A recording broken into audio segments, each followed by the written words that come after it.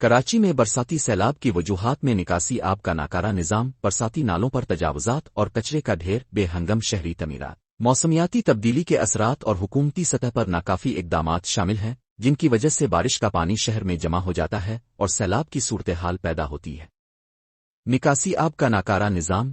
کراچی کا نکاسی آب کا نظام بوسیدہ ہو چکا ہے اور بارش کا پانی نکاسی کے لیے ناکافی ہے۔ نالوں پر تجاوزات۔ برساتی نالوں پر ناجائز تجاوزات قائم ہیں اور وہ کچرے سے بھرے ہوئے ہیں، جس کی وجہ سے بارش کا پانی آزادانہ طور پر بہہ نہیں پاتا اور شہر کے مختلف علاقوں میں جمع ہو جاتا ہے۔ بے ہنگم شہری تعمیرات۔ کنکریٹ کے جنگل کہلائے جانے والے کراچی میں بے ہنگم تعمیرات نے بارش کا پانی زمین میں جذب ہونے کے عمل کو روکا ہے۔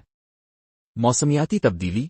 موسمیاتی تبدیلیوں کے اثرات کے باعث بارشوں کا دباؤ بڑھا ہے، جس سے سیلابی صورتحال پیدا ہونے کا امکان بڑھ جاتا ہے۔ حکومتی اقدامات کا فقدان۔ بلدیہ عظمی کراچی اور صوبائی حکومت کی جانب سے نالوں کی صفائی اور نکاسی آب کے نظام کی بہتری کے لیے عملی اقدامات نہ ہونے کے برابر ہے۔ ڈی واٹرنگ پمپ کی ناکامی۔ بارش کے دوران کچھ مقامات پر ڈی واٹرنگ پمپ لگائے تو جاتے ہیں، مگر پانی کی مقدار اتنی زیادہ ہوتی ہے کہ یہ پمپ بے اثر ثابت ہوتے ہیں۔